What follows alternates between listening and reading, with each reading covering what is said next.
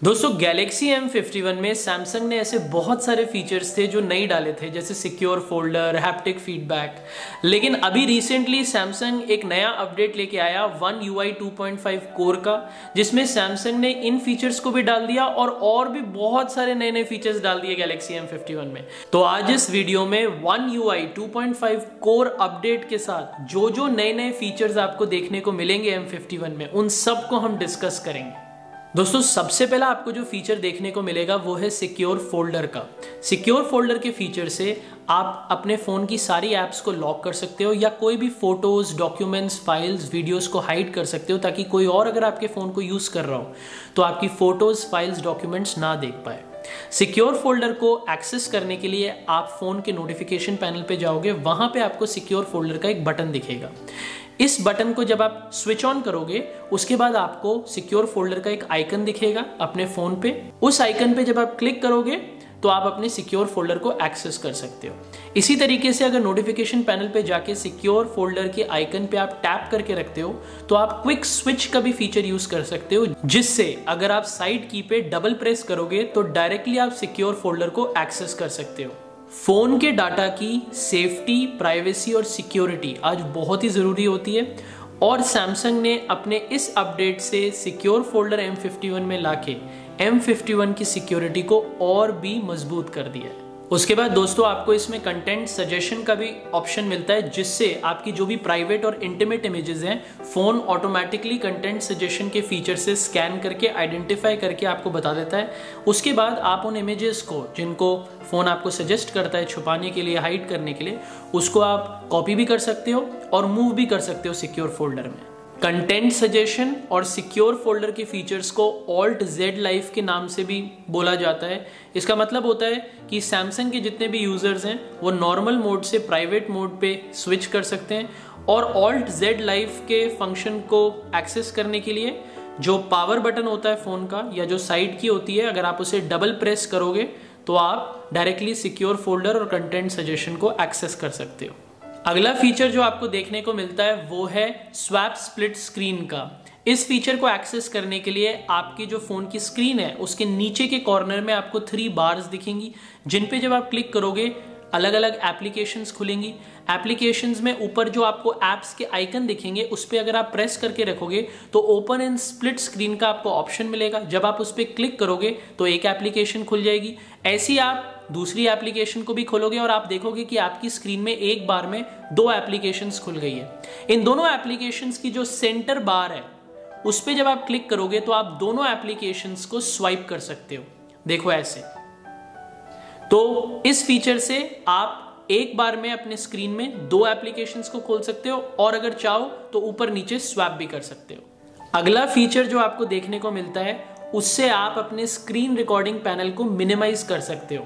आपको पता है आप M51 में स्क्रीन रिकॉर्डिंग कर सकते हो, और जब भी आप स्क्रीन रिकॉर्डिंग करते थे तो आपको ऊपर स्क्रीन रिकॉर्डिंग का पैनल देखने को मिलता था स्क्रीन रिकॉर्डिंग करते वक्त। लेकिन अब आप पूरी स्क्रीन रिकॉर्डिंग पैनल को मिनिमाइज कर सकते हो। तो जब भी आप स्क्रीन रिकॉर्डिंग को शुरू करो तो आप एरो बटन पे क्लिक करके पूरी पैनल को मिनिमाइज कर सकते हो, और आपको सिर्फ टाइमर देखने को मिलेगा। इससे क्या होगा कि आपकी स्क्रीन रिकॉर्डिंग बहुत अच्छी तरीके से होगी और आपको पूरी स्क्रीन में देखने को मिलेगा क्लियरली कि आप क्या रिकॉर्ड कर रहे हो। M51 में आपको एक ऑप्शन मिलता है असिस्टेंट मेन्यू को यूज करने का। असिस्टेंट मेन्यू से आप एक स्क्रीनशॉट ले सकते हो, अपने फोन को स्विच ऑन स्विच ऑफ कर सकते हो, आप फोन की स्क्रीन को ऑन और ऑफ कर सकते हो, आप वॉल्यूम को अप एंड डाउन कर सकते हो। तो बहुत सारी चीजें कर सकते हो असिस्टेंट मेन्यू से। लेकिन आपको सेटिंग्स पे जाके असिस्टेंट मेन्यू को स्विच ऑन करना पड़ेगा अगर आपको इस फीचर को यूज करना है। अगर आप इसे यूज नहीं करते थे फिर तो कोई बात नहीं, लेकिन अगर आप इसे यूज करते हो तो फिर 2.5 कोर अपडेट आने के बाद अब आप असिस्टेंट मेन्यू का जो आइकन है उसे एक एज आइकन बना सकते हो, कॉर्नर में स्क्रीन के हाइड कर सकते हो। इसको एक्टिवेट करने के लिए आपको पहले सेटिंग्स में जाना पड़ेगा, वहां पे एक्सेसिबिलिटी पे क्लिक करना पड़ेगा, उसके बाद आपको इंटरैक्शन और डेक्सटेरिटी पे क्लिक करना पड़ेगा, और फाइनली आपको असिस्टेंट मेन्यू के ऑप्शन पे टैप करना पड़ेगा।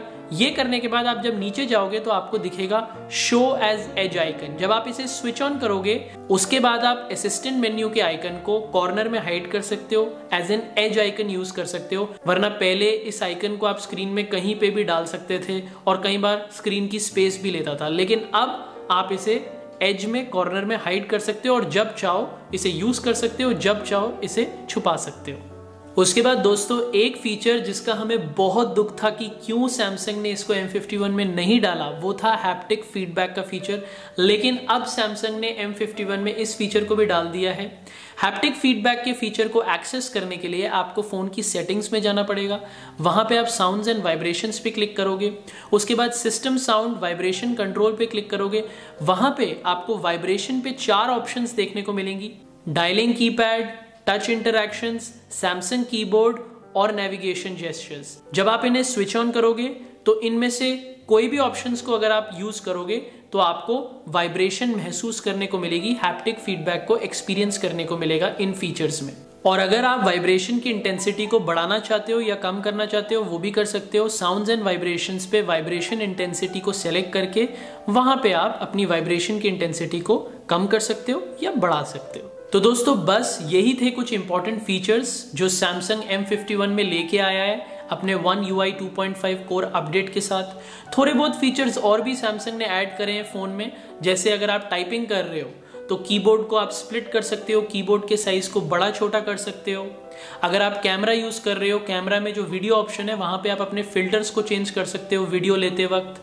उसके बाद जो पैनिक मोड है सेटिंग्स के अंदर, उसमें आप कुछ अपने इमरजेंसी कॉन्टैक्ट्स की लिस्ट बना के भर सकते हो। तो अगर आप कोई प्रॉब्लम में हो, कोई इशू है आपको और आपको इमीडिएटली किसी को कांटेक्ट करना है, आप फोन को एक्सेस नहीं कर सकते, तो आप फोन के साइड की पे 3 टाइम्स प्रेस करोगे तो ऑटोमेटिकली आपका जो M51 फोन है इमरजेंसी कॉन्टैक्ट्स को हर 30 मिनट में मैसेज कर देगा कि आप प्रॉब्लम में हो।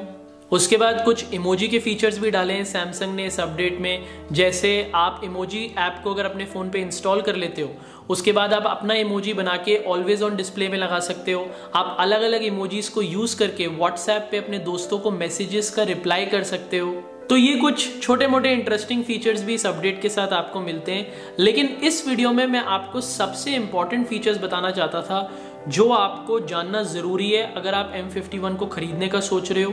और M51 ने जो मेन 2 फीचर्स हाईलाइट करे हैं इस अपडेट के साथ वो हैं सिक्योर फोल्डर और हैप्टिक फीडबैक के फीचर्स। क्योंकि बहुत टाइम तक M51 के यूजर्स को ये एक प्रॉब्लम थी कि हमें ये 2 इंपॉर्टेंट फीचर्स नहीं मिले, कोई सिक्योरिटी नहीं है फोन में और हैप्टिक फीडबैक तो होना जरूरी था। लेकिन One UI 2.5 कोर अपडेट के साथ सैमसंग ने ये दोनों फीचर्स को डाल दिया और M51 को एक कंप्लीट डिवाइस बना दिया।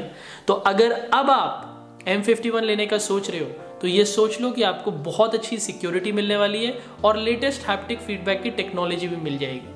तो दोस्तों बस अब इस वीडियो को एंड करने का टाइम आ गया है। अगर आपको ये वीडियो अच्छी लगे तो अपने दोस्तों के साथ लाइक और शेयर करना मत भूलना। अगर किसी फीचर का आपको कोई क्वेश्चन है, कुछ जानना चाहते हो या आपको कोई डाउट है तो मुझे नीचे कमेंट सेक्शन में जरूर लिखना। अगर आपको मेरी वीडियोस देखने का शौक है तो मेरे चैनल को सब्सक्राइब करना मत भूलना। अब मैं आपको अगली वीडियो में मिलूंगा, तब तक के लिए बाय बाय।